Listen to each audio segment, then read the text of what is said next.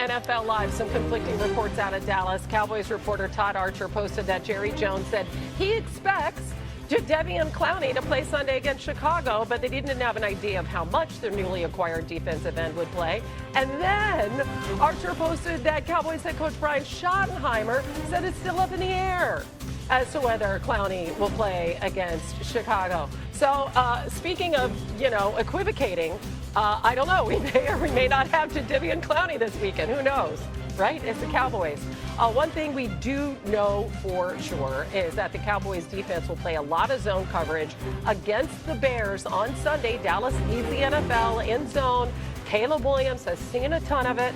45 of his 65 passes this season have been against the zone. He has only completed just over half of them. And Dan, this is his third game in Ben Johnson's system. What are you watching for in this matchup? So can he play faster in Ben Johnson's system? So everyone continues to talk that Caleb needs to play faster. I think the context of that matters. Jared Goff in the 3 seasons under Ben in Detroit, on average, over the course of those 3 years, it took about 2.8 seconds for him to throw the football, okay? Right now, Caleb's at about 3.1. So we're talking 0.3 of a second different. That's a significant difference in the NFL. That's the difference between a completion, incompletion, completion, batted ball, interception, a sack, fumble, or getting the ball out. What I also need everyone to understand is this, this offense asks their quarterback to hold it a little bit longer than others. We can't expect Caleb to get the ball out in 2.3, 2.4 seconds on average. That's the Patrick offense. That's the Joe Burrow offense, the Tua offense. So in the context of this offense, something that everybody can look at for improvement, not only this week, but moving forward, is Caleb playing in this offense faster or close to as fast when it comes to getting rid of the football as Jared Goff did? If that's starting to trend in a good direction, that shows improvement for me. But I think the context of this offense and the play action element of it and asking the quarterback to hold it longer than others, that has to be a part of the conversation. Dan, I wanted to obviously talk about this game, but I got a question for you because I think it's super interesting what you brought up. With Caleb, okay, do you feel like he's taking those chances and opportunities that I've heard you talk about so much the really good quarterbacks take, or is that why it may be 3.1 seconds? He takes them outside of the pocket. He doesn't take them inside of the pocket because I think that inside of the pocket, he's not as confident. And I think he's trying to play in structure. I think he's trying to play in the rhythm. And so it's the process, Marcus, of trying to do the right thing. And I would tell you sometimes I want Caleb to treat the check down like the outlet. It's the only thing left. And sometimes he gets the ball to the check down the back because they're open. I want you to exhaust your progression. Exhaust it.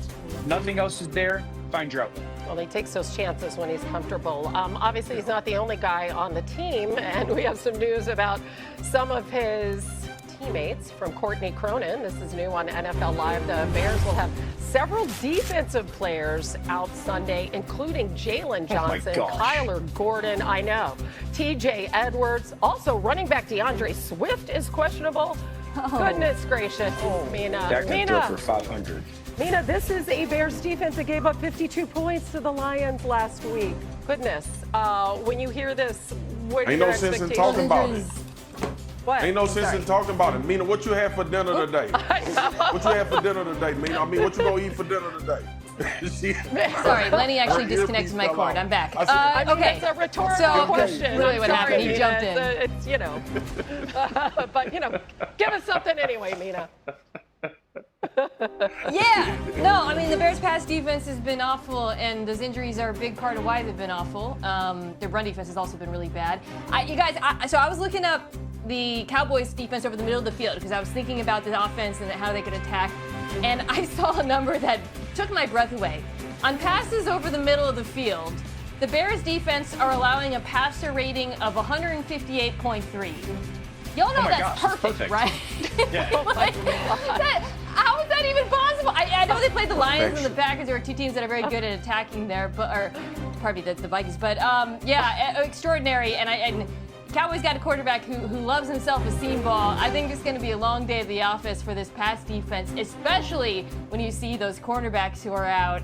Man, I'm not feeling good about that. And yet, despite everything you've just heard, one person here today is on the Bears for this one. Brooke? Okay, Yeah, Brooke. who we got? Yeah, Brooke. The floor is yours, Brooke. Let's go. I know that it's Change it, Brooke. I know. Change it, Brooke. I know that it is flip-flop Friday here at NFL Live, but I'm going to stay on the Bears, even though we just went through every single reason why I should change my pick. But I'm sticking with it because I believe in Caleb Williams, and I think this is an opportunity against a rough Dallas defense, rough not in a complimentary way, in a way that it's really struggled. Maybe this is the game he gets his confidence back. Maybe this is the game that he can change the narratives about him not preparing well, about not practicing with that kind of intention, that championship level practice, going against his old coach. I know that Eberflus has just as much of a revenge, but I'm sticking with the Bears. Okay, I Way to love be a it. good teammate, Brooke. Well, we I love the appreciate you. confidence. Yes, We thank We you. appreciate you I in will Dallas. take You one have for to open at SoFi. How their play action could decide this matchup. Justin Herbert has been arguably the best in the NFL on play action throws this season, ranking top 3 in yards, QBR, and touchdowns.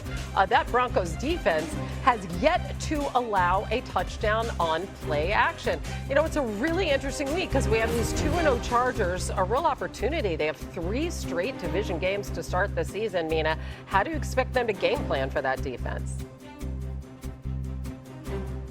Yeah, you go to attack the Broncos man coverage, which they play a lot of. A couple things that come to mind. You really saw the Colts go after the Broncos linebackers in particular and safeties. I also think, though, this is a real opportunity for Ladd McConkey, who was 4th league-wide last year in yards per route run against man coverage. Greg Roman is so good at using condensed formations and bunches to create traffic for him over the middle of the field, and then McConkey's shiftiness and breakaway speed does the rest. The Denver Broncos defense is very good, but they're a little bit predictable, and if you can have a game plan for how to attack it the way Indianapolis did, this Chargers defense can flourish. Yeah, Mina, I think it's funny you mentioned been predictable because Justin Herbert's been predictable, but predictably good, predictably in a good way here. I think he has been unflappable for the first 2 games. And the thing that I think about the most when I watch him play, 72% completion at this point, no turnovers. I think about a conversation I had with a league exec a couple years ago where I said, look, if you're starting an NFL team from scratch, what quarterback are you taking? And he said Justin Herbert. And at this point, Patrick Mahomes had won some Super Bowls, and he still went with Herbert. And the way he has played through the first 2 games is why he has been great under pressure. I think this is a bad matchup for Denver. I'm excited to see him take this show back home to SoFi. Yeah, I agree with both of y'all. I would love to see Justin Herbert. Obviously, they're going to try to push the ball down the field. They're having a lot of success at it. But I did watch Jonathan Taylor go for 165 against Denver as well. So I'm sure Mario Hampton and this offensive line is licking their chops when an opportunity against this defense. And the gap integrity and the communication between the front and the linebackers are a problem right now for the Denver Broncos. They need to make sure that they're cleaning up areas for each other. But these perimeter runs that you see here from the Los Angeles Chargers are the ones that they're devastating people with, while also being able to run the ball in between the tackle. And me and RC played this game for a long time. We played defense. We played on some really good defenses in our time when we was in the league. And we know every time you give up 100 plus, the first thing your defensive coordinator says is that this is a copycat league. So you better get ready to buckle your chin strap because it's coming again. RC knows exactly what you're talking about there. RC, let's go to the other side because Bo Nix has 4 turnovers this season. What are you looking for when they match up against that talented Chargers defense?